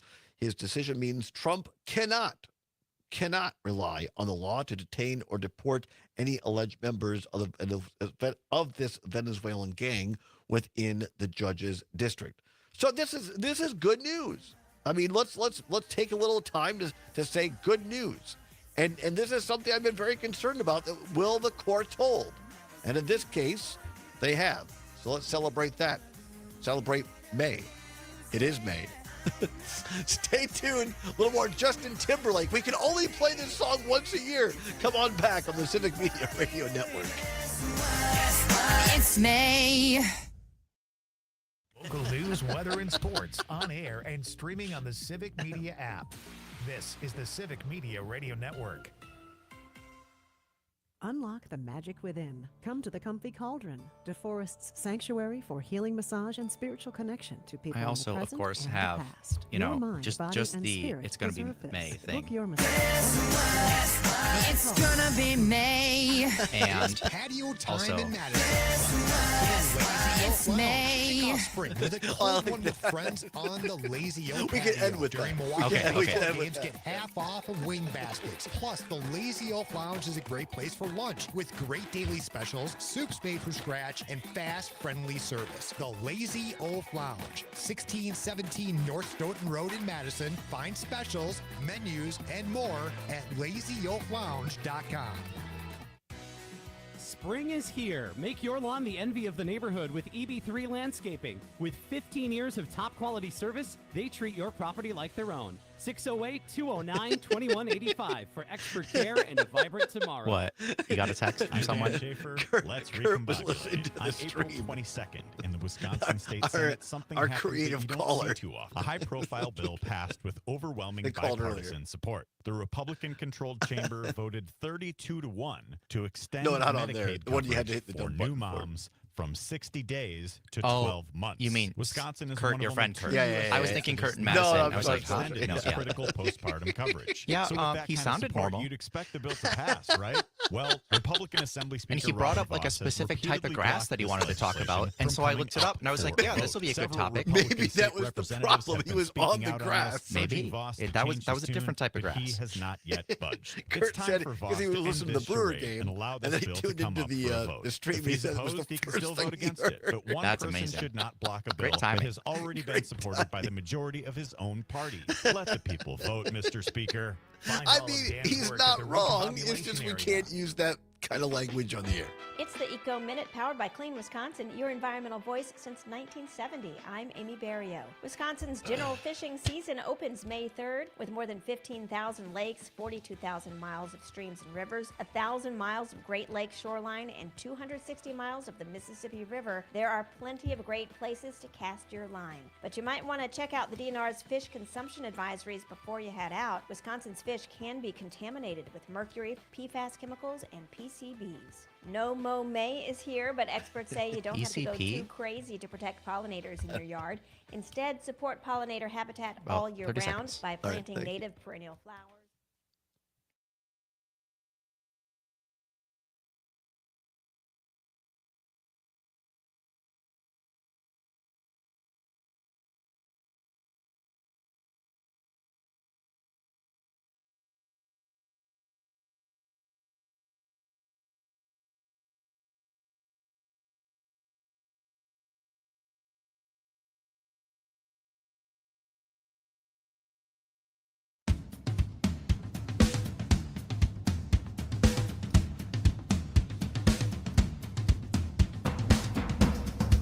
Welcome back to the Todd Allbaugh Show on the Civic Media Radio Network, where it is now 8 before the hour of 4 o'clock. Coming up at the top of the hour, CBS and ABC News, depending upon which of our great stations across the state of Wisconsin you're listening to.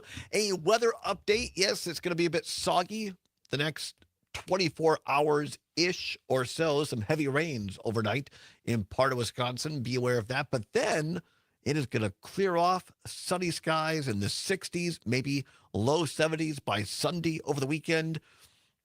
And then next week, it looks spectacular. Most of Wisconsin, sunny skies, highs anywhere from the upper 60s to mid 70s. I cannot wait. And then after that, another edition of the Maggie Dawn Show from 4 until 6, followed by Pete Schwaba and Nightlight, our great evening entertainment show. You don't want to miss it. It's a great way to end your day. Just relax, have a beverage, put your feet up, and listen to Pete and Conrad. They do a great program every evening. It's going to make you laugh, going to make you have a just a relaxing evening. So stay tuned for that in terms of from 6 and 8 tonight on the Civic Media Radio Network, Nightlight with Pete Schwaba. Before we get into the next subject, I'll have one more call on lawns. Let's go to Kevin, listening on WAUK in Waukesha. Kevin, you wanted to comment on the what's worse, weeds or no weeds? What do you got? Yeah, I can't believe that no one came up with this one. You remember the movie, You Got Weeds, I Got Papers. There you go. There you go. I appreciate it. Nicely done, Kevin. I had one other comment. Yeah. I don't know if you remember, this had to go back about 2 months ago. Our Senate leader, Mike Johnson, there was some kind of a bill going across Senate that he did not want to vote on, so he made, I think it was like February or March, whatever the date was, he made that the date for the rest of the year so that really? they couldn't vote on it. I did not know that.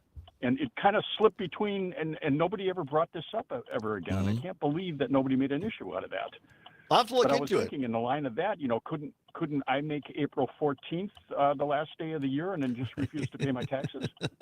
That'd be one way to do it. I'm not sure that you'd get away with it, but you could make the argument. I appreciate the call, Kevin. Thank you so much, Kevin, listening down at WAUK in Waukesha. It was a busy news day. Glad we got to a lot of things, but I wanted to mention this before we left today because a little announcement to put on your calendars. I'm looking forward to this. I had a nice conversation this morning with our old friend Kira Sabin, who's been on the program many a time. She is a positivity instructor and a life coach. It is today the start of Mental Health Awareness Month, May.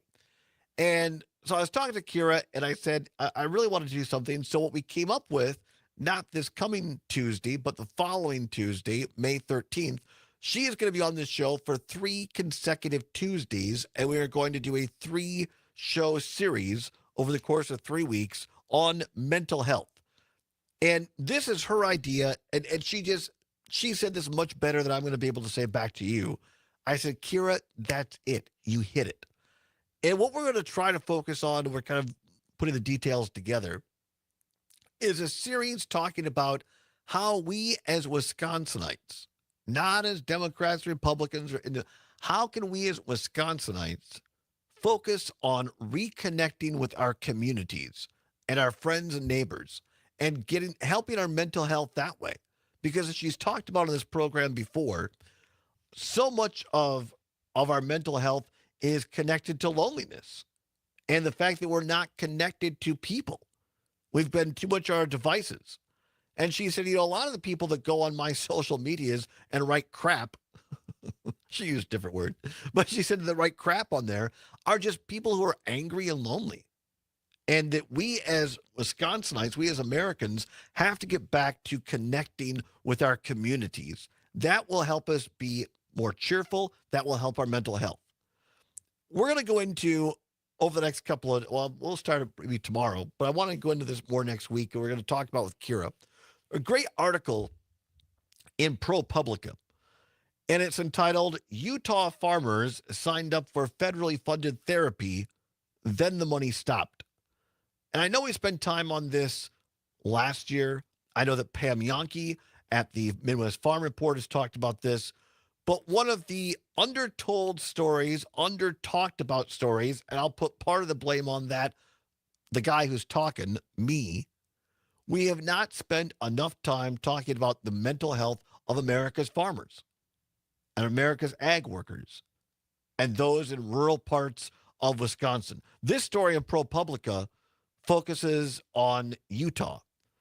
And I want to read just a couple of paragraphs before we go. It says, Josh Dallin spends his work days talking to Utahns who raise cattle and grow crops and knew that many were in distress. Everyone from neighbors to fertilizer dealers to equipment suppliers were telling them they were worried that a farmer or rancher they knew was at risk of suicide. Then in 2023, with money allocated by Congress, Dallin had a new help to offer. As executive director of an agricultural center at Utah State University Extension, he had scores of $2,000 vouchers that Utahns working in agriculture could use to help get free therapy. Dallin feared no one in the typically stoic farming community would take him up on the federally funded offer, but he was wrong. And the story goes on from there. That how many people that we think, oh, those, our farmers, our ranchers, our ag people are strong people. They don't show their emotion a lot. But how many people in Utah, a very red state, took him up on that? And now with the cuts in Congress, and we've talked about this before, these cuts of Medicaid, these cuts in health care, these funds are drying up now, not just in Utah, but in Wisconsin. And we're going to talk about this over the next few days of how this is directly related to our mental health and helping our friends and neighbors all across the state of Wisconsin. Hope you'll be with us for this Tuesday series starting a week from Tuesday with Curious Statement. Cannot wait. Great show today. Lisa, try that again. Comments from the Save Our Songbirds. Zommers has the information up there. Thanks for Gordy Kopke for jumping in. Zommers, of course, and all your phone calls. Keep fighting for what you believe in. Do not give up. Keep banging your drum. See you tomorrow. It's May. This is 92.7 WMDX Columbus. All right, thanks, everybody. Have a good day. Real Bye-bye. news and